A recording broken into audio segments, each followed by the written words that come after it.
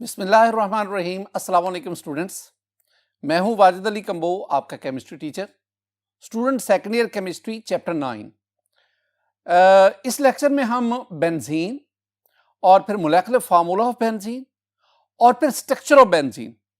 My dear student, structure of benzene में हम 3-4 lecture, उसमें हम डिफरेंट वे से स्ट्रक्चर ऑफ बेंजीन उसको डिस्कस करेंगे। आज के इस लेक्चर में हम ये डिस्कस करेंगे कि बेंजीन का स्टेट चेन स्ट्रक्चर हो ही नहीं सकता। ये एग्जामिनेशन पॉइंट ऑफ व्यू से भी एक इंपॉर्टेंट क्वेश्चन है। तो हम आगाज करते हैं बेंजीन से। माय डियर स्टूडेंट, इस टॉपिक को पढ़ने से पहले मैं बेंजीन के बारे में कुछ चीदा बातें आपके साथ शेयर करना चाहता हूं। पहली बात, benzene is the simplest aromatic hydrocarbon. और हमने एरोमेटिक हाइड्रोकार्बन को क्या कहा है? अरीन कहा है। तो benzene is the simplest arene. My dear student, benzene is a colourless liquid. Its boiling point is 80 degree centigrade. और एक और भी बात याद रखना कि the vapours of benzene are highly volatile. So benzene are volatile and they are very toxic.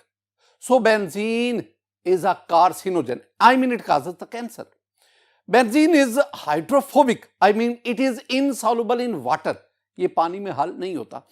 Benzene जो है ना, my dear student, benzene is highly volatile, so it is highly flammable. और इसका जो फ्लेम होता है that is very sooty, बहुत ज्यादा स्मोकी होता है, धुआंधार होता है। और ये भी बात याद रखना कि the smell of benzene is like of petrol because it is obtained from crude oil. ये क्रूड ऑयल से बेंजीन हासिल होता है, लिहाजा पेट्रोल जैसी इसकी स्मेल होती है। माय डियर स्टूडेंट, हम ना बेंजीन के बारे में जो हमारी टेक्स्ट बुक में कुछ डिस्कशन है उसकी तरफ आते हैं। पहले हम डिस्कवरी ऑफ बेंजीन इसको डिस्कस करते हैं। डिस्कवरी ऑफ बेंजीन में दो बातें याद रखनी है जो हमारी बुक में लिखी हैं कि benzene was discovered by Michael Faraday in 1825। Michael Faraday कैसे? In a gas produced by destructive distillation of vegetable oil. Vegetable oil की destructive distillation, उससे गैस हासिल हुई और वो जो गैस है उससे बेंजीन को सेपरेट किया। बाद में तकरीबन 20 साल के बाद एक और साइंटिस्ट, उसका नाम था Hoffmann. Hoffmann found it in coal tar. Hoffmann ने इसको कोल तार से हासिल किया। माय डियर स्टूडेंट, हमने बात की थी कि अगर बिचुमिनस कोल उसकी फ्रैक्शन डिस्कार्बोनाइजेशन करवाई जाए, डिस्ट्रक्टिव डिस्टिलेशन की जाए, तो one of the fraction is coal tar. अब ये जो कोल तार होती है ना, अगर आप कोल तार की फर्दर फ्रैक्शन डिस्टिलेशन करवाएं तो आपके पास ये येलोविश लिक्विड हासिल होता है। This one is crude benzene. आप इसकी ना सॉल्वेंट एक्सट्रैक्शन के जरिए बेंजीन को सेपरेट करें, पानी के जरिए इसकी सॉल्वेंट एक्सट्रैक्शन कराते जाएं, इसमें जो इंप्योरिटीज होंगी वो बेंजीन से सेपरेट होती जाएंगी। फिर आप इसकी ना रिफ्लेक्सिंग करवाएं, यानी फ्रैक्शनल डिस्टिलेशन करवाएं। जब आप करवाएंगे तो आपके पास ये pure benzene which is colourless ये हासिल होती है। और मैंने दोबारा कहता चलूं कि benzene is very toxic.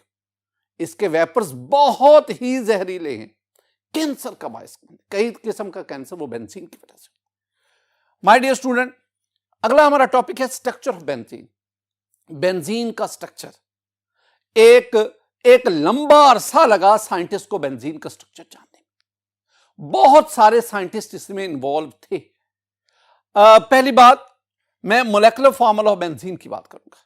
My dear student, empirical formula of benzene वो हमारे पास है CH। This one is the empirical formula of benzene, CH. It was determined by elemental analysis. तो elemental analysis से हमें पता चला कि बेंजीन का empirical formula है CH। My dear student, अगर आपको empirical formula का पता चल जाए ना तो आप इससे empirical formula mass निकाल लें। Carbon atomic mass 12, hydrogen atomic mass 1, तो ऐड करेंगे तो आपके पास क्या आ गया? 13। व्हाट 13 क्या है? 13 इज द इंपिरिकल फार्मूला मास। दो बातें हो गई। बेंजीन का इंपिरिकल फार्मूला जो हमने एलिमेंटल एनालिसिस से निकाला वो CH है, और हमने इसी इंपिरिकल फार्मूला से बेंजीन का इंपिरिकल फार्मूला मास निकाला। Next, the molecular mass. Benzene का मोलेकुलर मास 78.108 है। AMU कह लें, AMU। और याद रखना it was determined by vapor density method. तो वेपर डेंसिटी मेथड से बेंजीन का जो मोलेकुलर मास निकाला गया वो 78.108 है। आपके पास ना यहां तीन चीजें आ गई। आपके पास इंपिरिकल फॉर्मूला आ गया, इंपिरिकल फॉर्मूला मास आ गया, और आपके पास मोलेकुलर मास ऑफ बेंजीन आ गया। आप जानना क्या चाहते हैं? हम ना बेंजीन का मोलेकुलर फॉर्मूला जानना चाहते हैं। स्टूडेंट फर्स्ट ईयर में चैप्टर 1 मैंने एक आपको रिलेशन बताया था कि molecular formula that is equal to n into empirical formula. यानी अगर आप किसी भी कंपाउंड का मोलेकुलर फार्मूला लेना चाहते हैं, दो चीजें होनी चाहिए, n होना चाहिए और आपके पास empirical formula. Empirical formula benzene का हमें पता है CH है। अब how to find the value of n? Very simple, n is equal to molecular mass divided by empirical formula mass. My dear student, molecular mass benzene का 78 और empirical formula मास ये 13, divide करें तो द आंसर विल बी 6।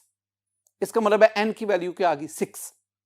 अब आप n की जगह पे 6 पुट करें, the molecular formula of benzene will be C6H6।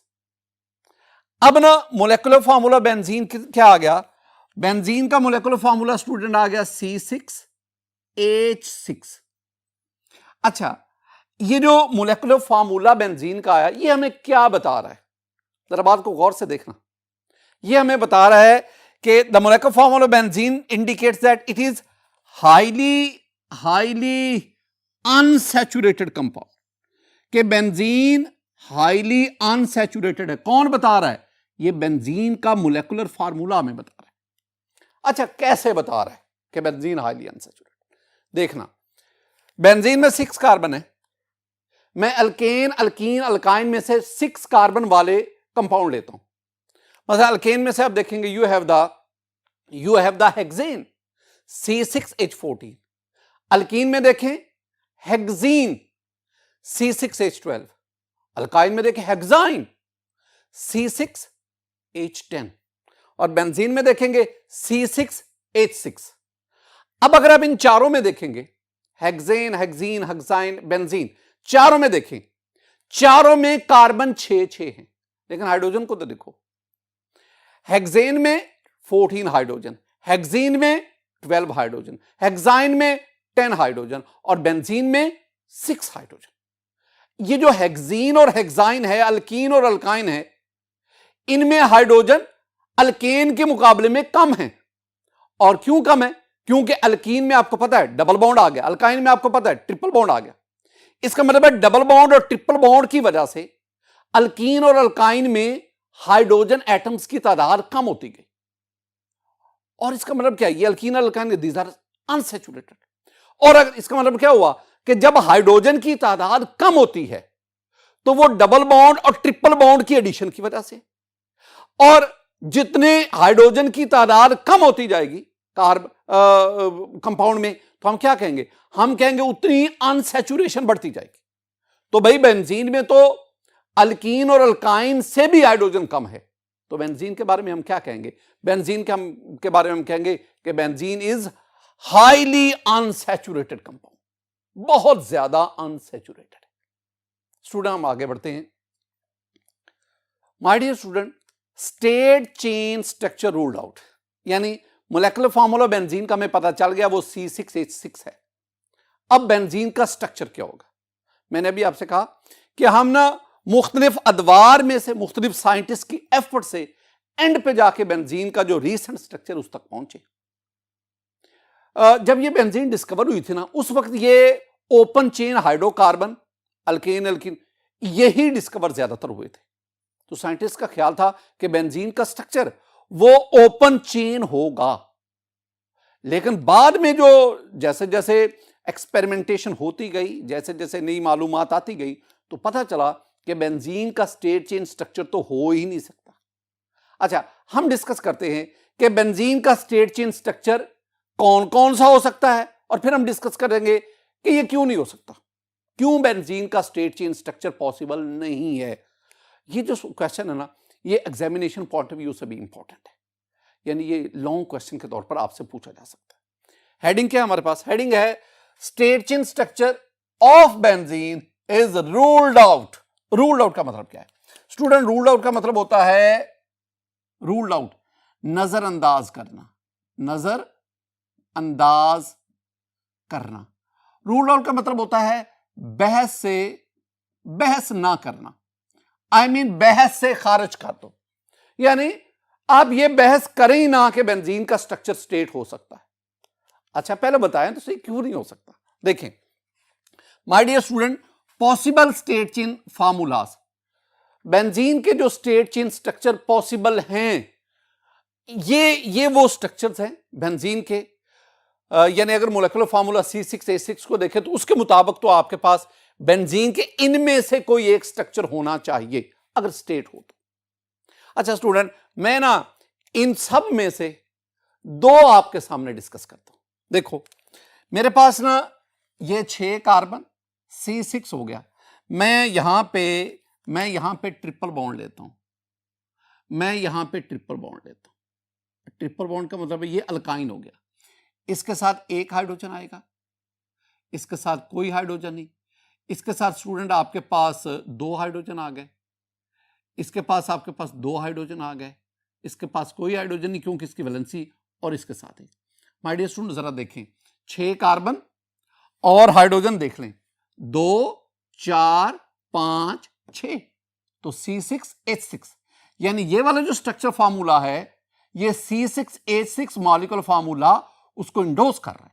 अच्छा अब इसमें देखिए इसका नाम क्या है, मैं नाम आपको, ये 1 2 3 4 5 6, 1 पे ट्रिपल बॉन्ड, 5 पे ट्रिपल बॉन्ड, तो नाम क्या बना 1 5 हेक्सा, 6 है ना, हेक्सा डाई आइन, ट्रिपल बॉन्ड है तो 2 ट्रिपल बॉन्ड है, डाई और आइन ट्रिपल बॉन्ड हो गया, हेक्सा 6 कार्बन। किस किस पर ट्रिपल बॉन्ड है? कार्बन नंबर 1 पर, कार्बन नंबर 5 पर, 1 पर और 5 पर। एक तो ये हो सकता है C6H6 का नेमल बदल अगर स्ट्रेट चेन। एक और भी ये मेरे पास आ गया, इसको मैं कर देता हूं डबल, इसको मैं कर देता हूं ट्रिपल और इसको भी मैं डबल कर देता हूं।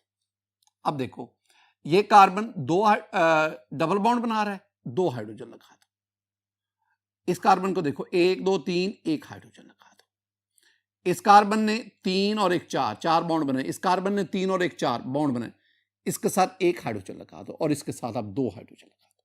अब स्टूडेंट जरा देखें कार्बन कितने हैं? 6, 1 2 3 4 5 6, C6। हाइड्रोजन कितने हैं? 2 3 4 5 6, तो 6 हाइड्रोजन। तो इसका मतलब है C6H6 उस मॉलिक्यूलर फार्मूला के मुताबिक ही मैंने ये स्ट्रक्चरल फार्मूला लिखा है। अब इसका नाम क्या होगा? नंबरिंग अब इधर से उधर से जिधर से मर्जी कर लो, 1 2 3 4 5 6। अब आपके पास कार्बन नंबर 1 पे और कार्बन नंबर 5 पे डबल बॉन्ड है, 3 पे ट्रिपल बॉन्ड है, तो ये बनेगा 1 5 हेक्सा डाईइन और 3 पे है 3 आइन। ये इसका मैंने आयोपिक नेम लिखा। स्टूडेंट ये दो मैंने स्ट्रक्चर C6H6 मोलेकुलर फार्मूला उसे डिराइव की है। अब अगर इसमें देखेंगे तो इसमें ट्रिपल बॉन्ड है, ट्रिपल बॉन्ड का होना शो कर रहा है कि ये अल्काइन है, अल्काइन, और इसमें देखेंगे डबल भी है ट्रिपल भी है, यानी ये डबल होता तो अल्कीन और ट्रिपल, ये अल्कीन, यानी ये भी आंसर, ये दोनों जो है मॉलिक्यूलर फार्मूला स्ट्रक्चर फॉर्म, ये मैं बता रहे हैं कि बेंजीन की अगर बेंजीन का स्ट्रक्चर स्ट्रेट चेन हो तो बेंजीन की प्रॉपर्टीज अल्कीन और अल्काइन से रिजेंबल करनी चाहिए। अब देखते हैं अगर रिजेंबल करेंगी तो फिर बेंजीन का भी स्ट्रक्चर स्ट्रेट होना चाहिए, अगर रिजेंबल नहीं करेंगी तो इसका मतलब है कि बेंजीन का स्ट्रक्चर स्ट्रेट नहीं होगा। पहली बात, रिएक्शन विद KMnO4, KMnO4 के साथ रिएक्शन, वो जो पर्पल कलर का, और अगर आप उसको डाइल्यूट फॉर्म में लेंगे तो पिंक कलर का जो सॉल्यूशन बना, जो अगर प्योर फॉर्म में लेते हैं स्ट्रॉन्गली एसिडिक लेते हैं तो high very strong oxidising agent, लेकिन अगर आप कोल्ड डाइल्यूट अल्कलाइन लेते हैं तो then this one is mild oxidising agent. बहरहाल मैं KMnO4 की बात कर रहा हूं। Alkenes and alkynes are oxidised by alkaline KMnO4, इन दोनों की बात करें, alkyne and alkynes, alkaline KMnO4 वो इसको ऑक्सीडाइज कर देते हैं। जरा गौर से देखें, ये पीछे मैं आपको पढ़ा के आऊं, ये आपके पास ना अल्कलाइन KMnO4 का सॉल्यूशन है, ये पर्पल है, या अगर देखें पर्पल कलर का। अगर आप इसका रिएक्शन करवाएं किसी अल्कीन के साथ तो अल्कीन इसके पर्पल कलर को डिस्चार्ज कर देगा। अगर आप इसका कलर रिएक्शन करवाएं किसी अल्काइन के साथ तो अल्काइन भी इसके पर्पल कलर को डिस्चार्ज कर देगा। इसका मतलब क्या है, पर्पल कलर का डिस्चार्ज हो जाना हमें कन्विंस करता है कि ये जो कंपाउंड है अल्कीन और alkyne both are unsaturated. This one is a test for unsaturation. अच्छा, अब आप एक और काम करें, आप ना बेंजीन का अल्कलाइन KMnO4 से रिएक्शन करवाएं, there will be no reaction, reaction नहीं होगा।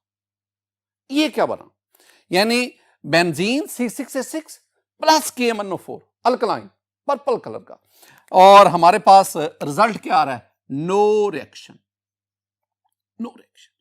अच्छा, ये इख्तलाफ आ गया, इनका रिएक्शन देना बताता है कि ये अनसैचुरेटेड है, लेकिन बेंजीन इसके साथ रिएक्शन नहीं कर रहा, तो इसका मतलब क्या हुआ कि बेंजीन इज नॉट अनसैचुरेटेड। तो फिर क्या है, एक और भी रिएक्शन।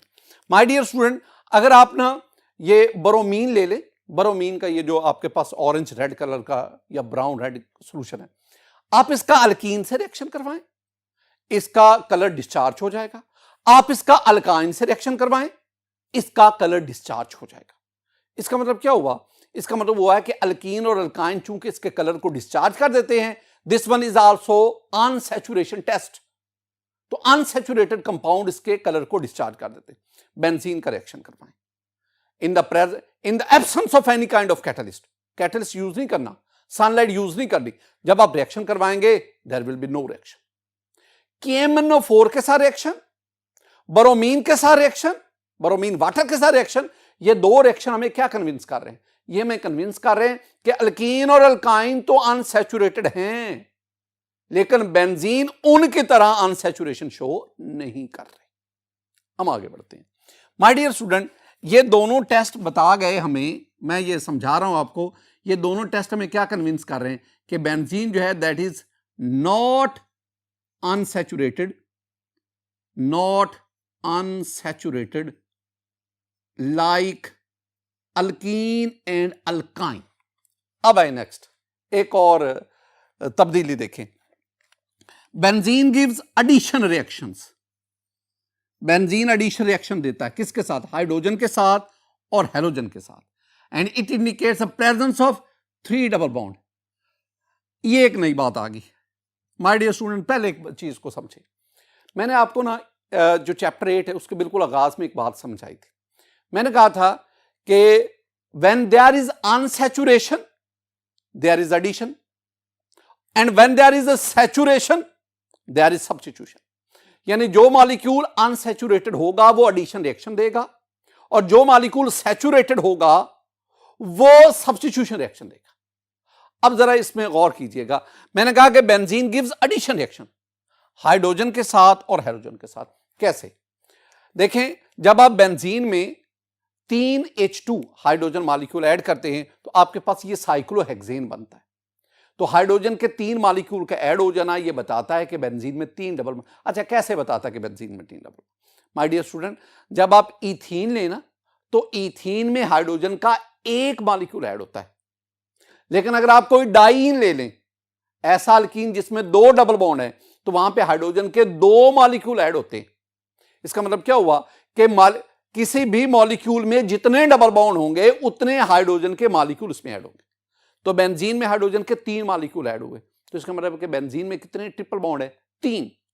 इसी तरह आप बेंजीन में कोई हैलोजन ऐड करते हैं, क्लोरीन ऐड करते हैं, in the presence of sunlight, आपके पास ये प्रोडक्ट बनेगा, लेकिन क्लोरीन के भी कितने मॉलिक्यूल ऐड होंगे, 3। तो क्लोरीन का 1 मॉलिक्यूल 1 डबल बॉन्ड वहां पे ऐड होता है, लेकिन अगर 3 मॉलिक्यूल क्लोरीन के ऐड हो रहे हैं, इसका मतलब इसमें 3 डबल बॉन्ड हैं। दो बातें यहां पे आ गई।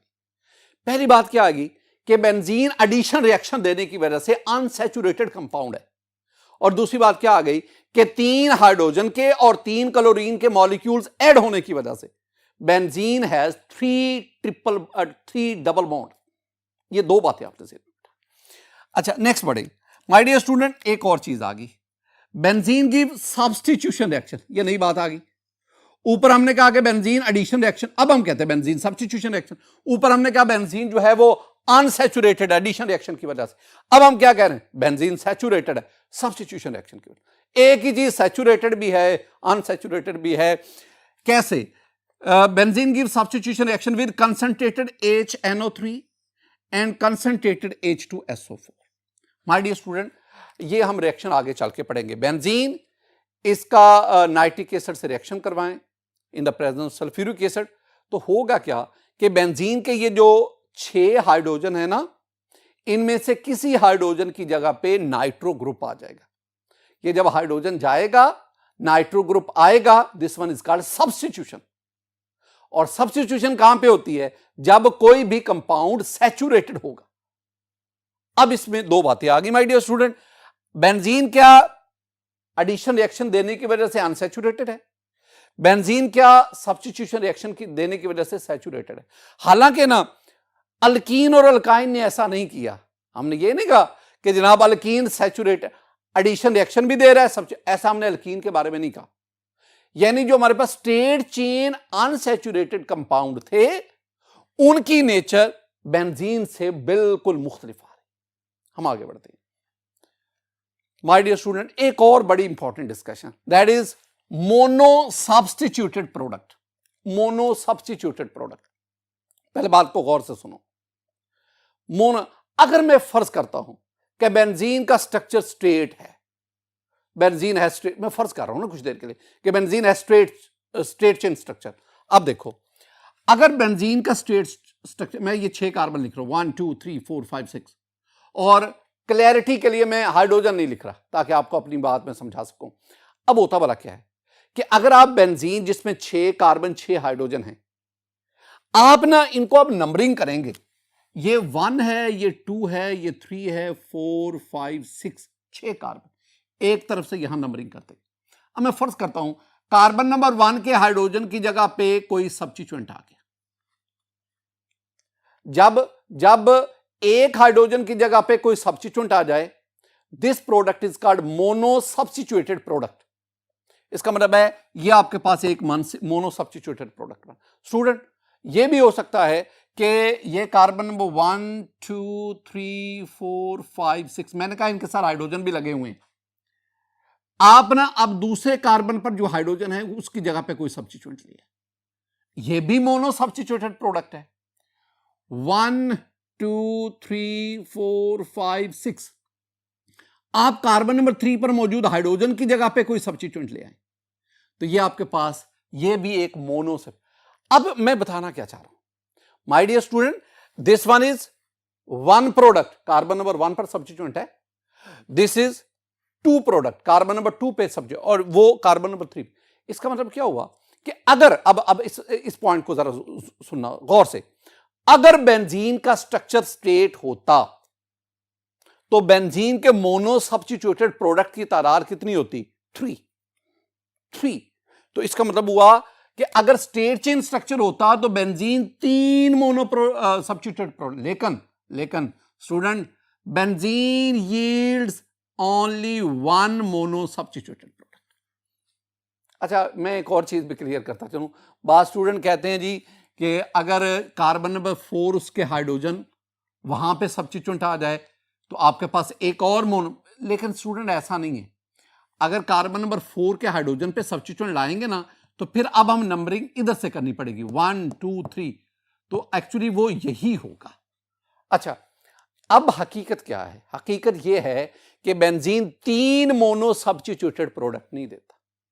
Benzene yield only 1 mono substituted product. इसका मतलब क्या हुआ? इसका मतलब है कि बेंजीन का स्ट्रक्चर स्ट्रेट नहीं है। अच्छा, बेंजीन 1 मोनो सब्स्टिट्यूटेड प्रोडक्ट कैसे देता है?